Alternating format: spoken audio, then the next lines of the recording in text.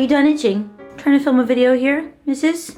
Thank you. So normally, you know, I was thinking I should just sit down. I'll film the video right here. It'll be nice and cute. I worked quite hard to get this wall put together, even my little studio setup right here. But I don't know if that's as fun or as entertaining for you as it is to just constantly switch up my angle. So I'll keep the fun. Hopefully you enjoy this video. I'll just be switching around throughout the apartment. I wanted to make a video like this for a super long time, but I never thought I could make it into like a fun, entertaining video to watch. Because it's an important topic, I think. I think it's a fun topic, but I don't know how exhilarating it is to actually put on screen. So I'll make it as fun as possible. I hope that you enjoy as well. But these are some of the best things that I've done to help me shift my mindset away from focusing on aesthetics, focusing about what my body looks like and being so negative to myself, to shifting my mindset over to body neutrality and also focusing on all my body can do, what it's capable of, the strength that it has, and all that I am able to do as me. So stinking bright. I don't know if this is the perfect or the worst angle to film in, but I want to be like cute with my Christmas tree in the background. I need the natural light from the window, but the Christmas tree I can't really turn on because the lights don't work well with the camera. There's like a different frequency and then the sun is too bright. So hi, welcome to my chaotic channel. So, the first tip I have for you. This is definitely a very well-known thing, but something I did not practice till I started working with a personal trainer. You should be tracking the weight that you are lifting or the miles that you are running or whatever sport you're doing. You should be tracking your progress in some capacity. I had never, ever done that, and I really don't know why.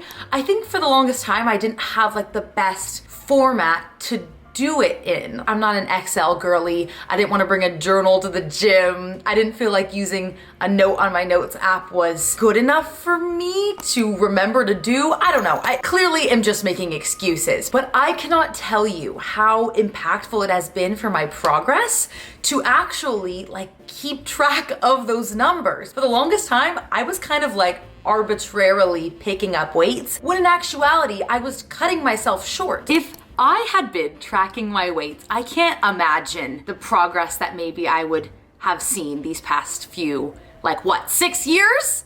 Could you imagine? Because every single time I was going into the gym, I was just kind of like guessing around. And of course, like you can feel how a weight feels, but actually tracking how much you pushed yourself, game changing. And same thing with other sports and other types of exercise as well.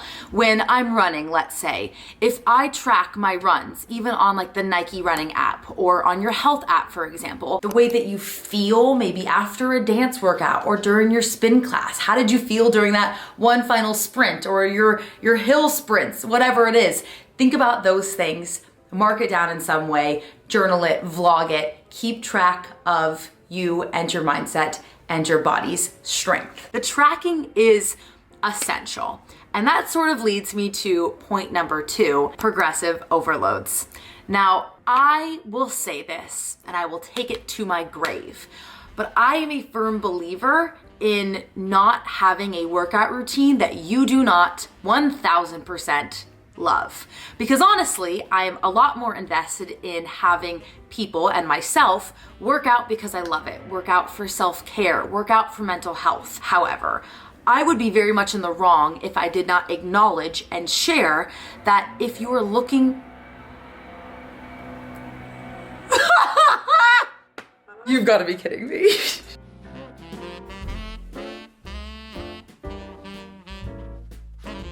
I would be very much in the wrong if I did not tell you that progressive overload is massive. That is how a lot of people see very sustainable long-term progress, because you're constantly challenging your body in one way, shape, or form. Now, there's a lot of different ways to go about a progressive overload. You're changing something about your routine very gradually by following the same type of workout for, let's say, 4 weeks at a time before you try something new. Challenging your muscles and your mind in just the right combination, that you're making progress because your body is building off of the things that you've already done, but adding that little bit more to make it 1 degree harder. So progressive overloads are massive. But my big caveat, as I say, is don't be doing things that don't excite you. Don't be doing a workout routine that you aren't so beyond passionate about, because that's, in my opinion, not living a healthy lifestyle.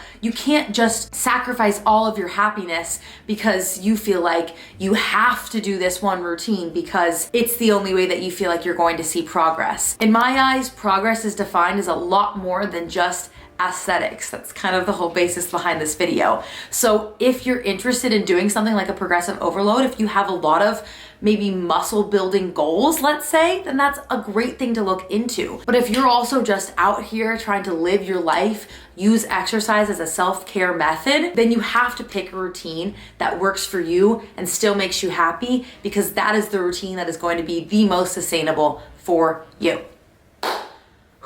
Oh my golly. Just as a very healthy reminder, as my personal trainer has taught me, it is unrealistic to think that you can constantly be increasing your weights, increasing your endurance every single week.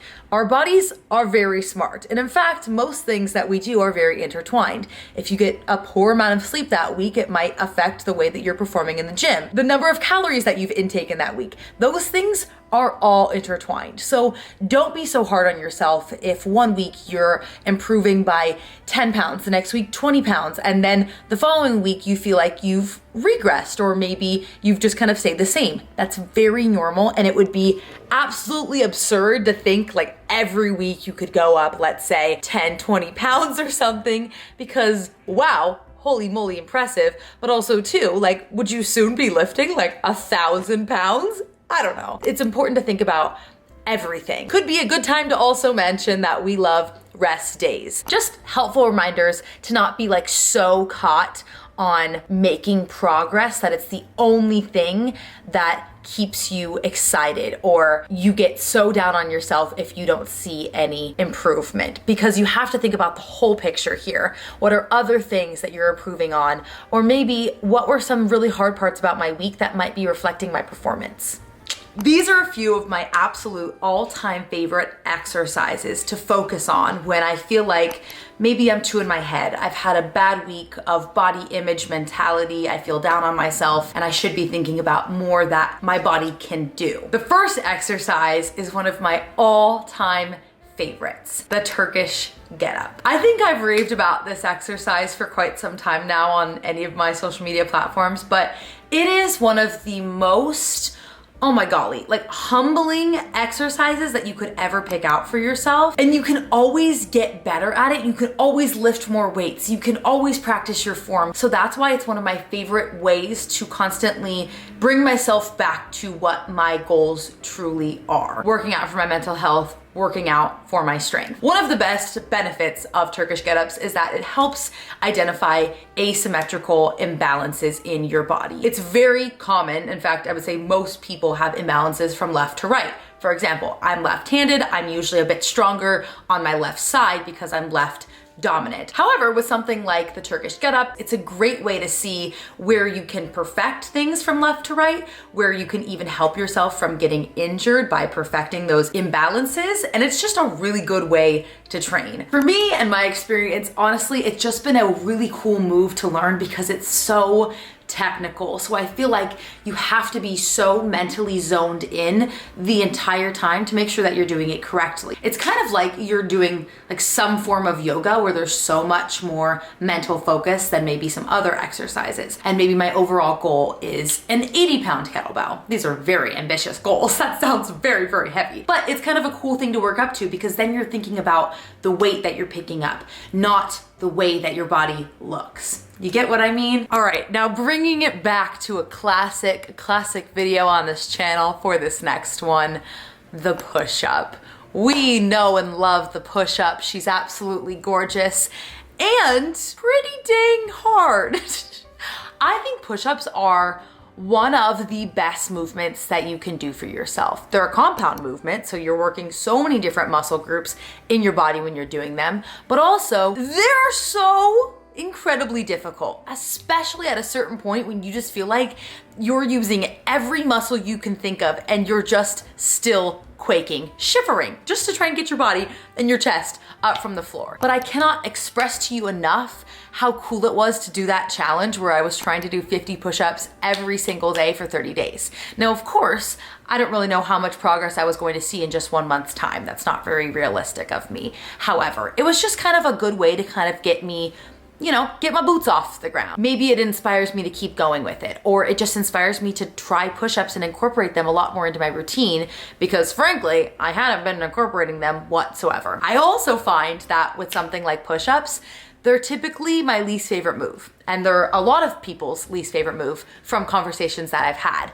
But sometimes I think the moves that are our least favorites are because they're the hardest for us to do. The ones that we love, you know, we kind of maybe can feel empowered by them, but they might be a little bit easier for us to complete, for our particular body to do. That's why I love push-ups, because they kind of feel like, I don't know, you can progress from any stage that you're at. And before you know it, you're like, wow, I'm gaining so much strength. I'm feeling so confident. You can kind of give yourself like a nice little bicep check in the mirror, a little tricep action. My next all-time favorite. You might remember at the beginning of 2021, I had a goal of doing a daily plank. I was working on my planks for a really long time. In fairness, while I did not keep up my New Year's resolution for the entirety of the year, I did, however, do it for a very long time, which is like at least a few weeks. I'm pretty sure that the normal drop-off time for New Year's resolutions is, I think it's less than 3 weeks. Like it's either 21 days, 18 days. I at least reached past that point. But it was the most fun thing. I mean, okay, I take that back. It wasn't fun. Planks are absolutely horrible. Every single time I went to do them, I would try and add about 10 seconds until I was working my way up to like a 4 or 5 minute plank, which is wild. Putting yourself in the plank position for 4 or 5 minutes, am I absolutely nuts? I think yes, but an amazing strength-based goal. I love planks, at least for their benefits, their functionality. I also think they're one of the best core exercises for me and my body, and I see great improvement in not only my core, go figure, but also in other exercises that involve my core as a result of me strengthening it, working on it, seeing improved progress, let's say in my push-ups, in my squats even. So if you want that to be a goal of yours too, if you're trying to improve your planks, or maybe you just think it would be really advantageous for you in other areas of your life, another great strength-based goal to add to your repertoire. I'd love to just like hand you a portfolio, all of my favorite exercises to focus on to get you in the best mindset possible. Another quick fun one to mention is like TikTok dances, or any kind of dance, or just fun movement, or maybe something like swimming laps in the pool, number of laps that you swim, laps that you can run on the track. I'm thinking more about like fun cardiovascular health goals that are separate from just like lifting weights, because I know not everybody that watches my videos lifts weights, and there's so many other ways to take care of yourself that don't just revolve around weightlifting in the gym. A cool one could be like if you're in a spin class or something, maybe they have a song that they love to play as your final song of the class. Maybe the first time that you go in, it would be extraordinarily hard for you to keep up with the instructor. But next time that you go in, you could turn up the temperature a little bit, turn up the heat, turn on your resistance a little bit harder, or just maybe increase the amount of times that you're spinning. I forgot the terminology. I haven't spun in so long, but you know what I mean? Like you could think about how much harder you could go during that song every single time you're in class, like that one last final push. Before you know it, you're gonna be making such incredible strides. A dorky bike cycling reference. No, I'm gonna break my stride. The next one, which I'm sure you would expect me to mention, is none other than pistol squats.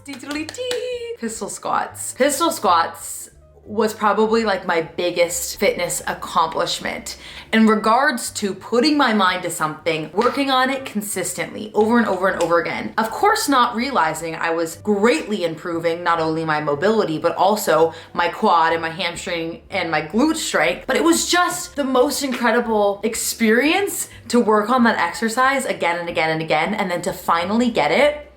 So stinking rewarding. It was absolutely incredible. If that seems like a goal that you would love to do, I could not recommend it enough. It's one of those ones that takes a lot of time, and if you do not, one, have like the mobility to get to do a pistol squat, that's something that you should work on first. It was something I had to work on first. Maybe you're doing some sort of ankle or hip or leg mobility stretches. Next would even be progressions for your pistol squats, kind of like we talked about for the push-ups. I would say one of the best things that helped me was finding something to almost like counterbalance myself. I was constantly trying to hold something to the side of me when I was trying to get my pistol squat. For the way that my balance worked, it actually was best if I was holding, like, let's say a water bottle or a 2-pound weight or something in front of me, which was way easier, I think, even for my brain to process and for my body to do, because then I wasn't wobbling left and right. I was just focusing on my mobility, my strength, up and down. And I loved that. And I swear, I think that was like my little magic secret weapon. That was the best exercise ever. And I still love it. It's not something that I practice as much as I was when I was trying to get it, but every now and then if I'm at the gym, especially if it's a leg day,